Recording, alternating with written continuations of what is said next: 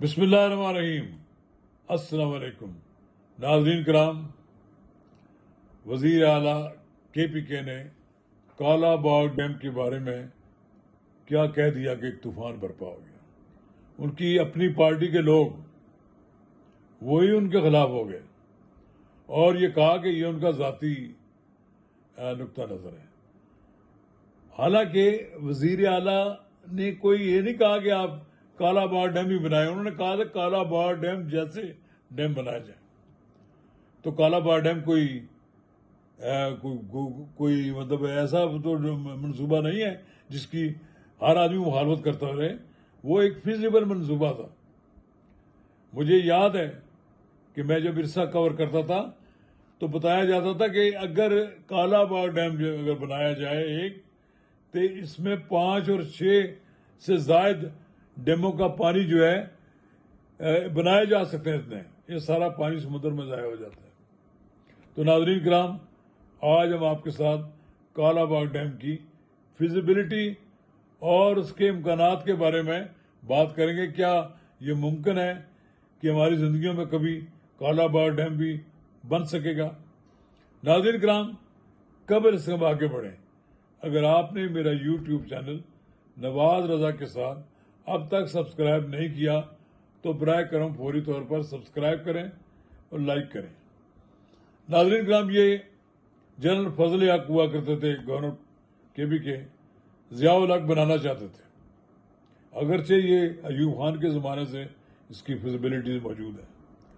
ایوب خان نے تربیلا بنایا، منگلہ بنا اور پھر اور بھی ڈیم بنے، لیکن ہمارے ہاں اتنے ڈیم نہیں بنے جتنے ہمارے پڑوس میں انڈیا نے بنائے۔ انڈیا نے ایک لابی کریٹ کی ہوئی ہے، کے پی کے میں یہ لابی کریٹ کی ہوئی تھی کہ جناب اگر ڈیم بنا تو سارا ڈوب جائے گا کے پی کے، اور سندھ میں یہ نعرہ لگتا تھا کہ اگر ڈیم بن گیا تو سندھ سوکھ جائے گا۔ پھر بجلی مہنگی تو اس لیے بن رہی ہے نا کہ پانی سے بجلی پیدا کرنے کا ہم نے کوئی راستہ اختیار نہیں کیا۔ مجھے یاد ہے کہ میں نے ایک بار سید خورشید شاہ کا انٹرویو کیا تو انہوں نے کہا کہ اگر کوئی ڈیم بنتا ہے جس سے صرف بجلی پیدا ہوتی ہے تو ہمیں کوئی اعتراض نہیں، لیکن اگلے دن ان پہ دباؤ ڈالا گیا اور انہوں نے تردید کر دی، میں نے تو یہ نہیں کہا تھا۔ بہرحال بات بڑی کلیئر ہے کہ کالا باغ ڈیم پہ جتنی فیزیبلٹی رپورٹیں آ چکی ہیں، سب سے بہترین ڈیم وہاں بنتا تھا۔ چلے اب بادشاہ ڈیم شروع ہو گیا ہے، پتہ نہیں کب مکمل ہوتا ہے۔ ہمیں دریائے سندھ کا جو پانی سمندر میں ضائع ہو جاتا ہے اس کو کہیں نہ کہیں سیو کرنے کی ضرورت ہے۔ اگر پنجاب میں، اگر کے پی کے میں اور اگر کہیں پہاڑوں میں اور ڈیم بنتے ہیں تو وہ پانی زیادہ عرصہ تو نہیں رکھا جا سکتا، پانی کو تو ریلیز کرنا پڑتا ہے۔ جب ربی کی فصل ہو، جب پانی کم ہو تو اس وقت یہ پانی ریلیز کیا جا سکتا ہے۔ کہتے ہیں جی پانی آئے گا تو پھر کو اکٹھا کریں گے۔ بھائی پانی اتنا آ رہا ہے کہ جس کو ہم روک نہیں رکھتے، بلکہ وہ تباہی بربادی کر رہا ہے۔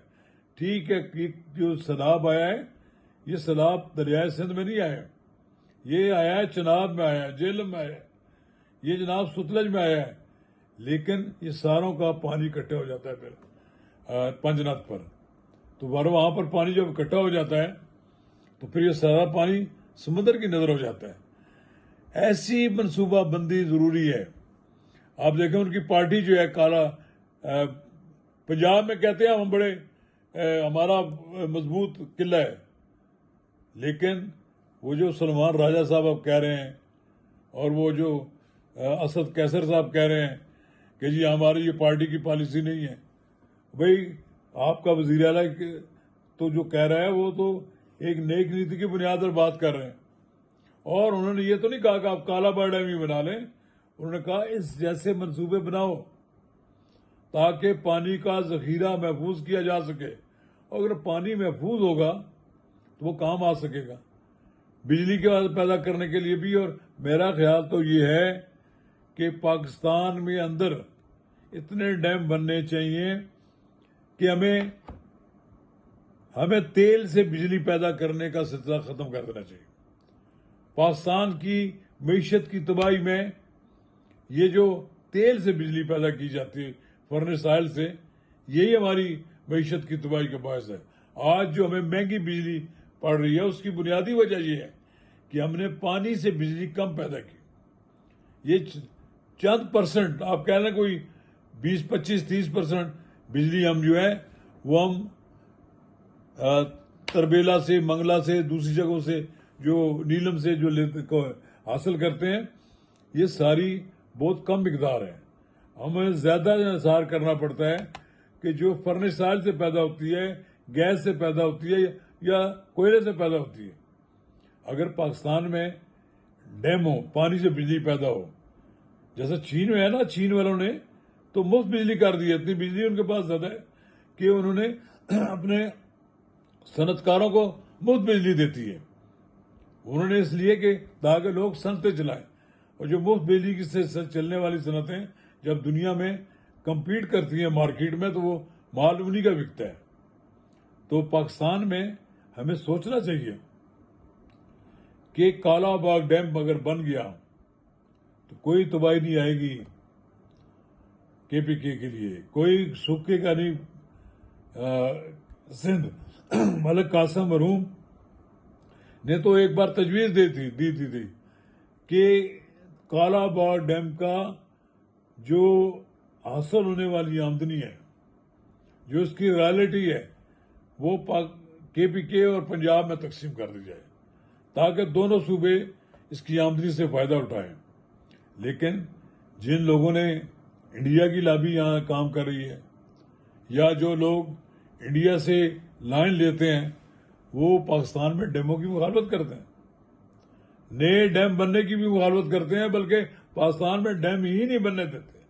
پاکستان اتنا کمزور ہو گیا ہے کہ ہمیں پنجاب کو اور فیڈرل گورنمنٹ کو باقی صوبے اپنے ساتھ رکھنے کے لیے ان کے مطالبات ماننے پڑتے ہیں، اور ہمیں کالا باغ ڈیم سے دستبردار ہونا پڑتا ہے۔ ابھی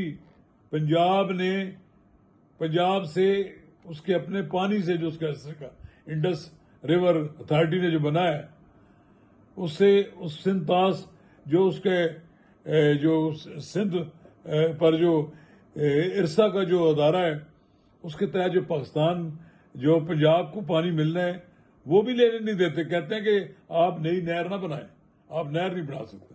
طوفان برپا ہو جاتا ہے، مظاہرے شروع ہو جاتے ہیں، اور اگر یہ صورتحال پاکستان میں رہے گی تو پھر کوئی ڈیم بھی نہیں بنے گا، کچھ بھی نہیں ہوگا۔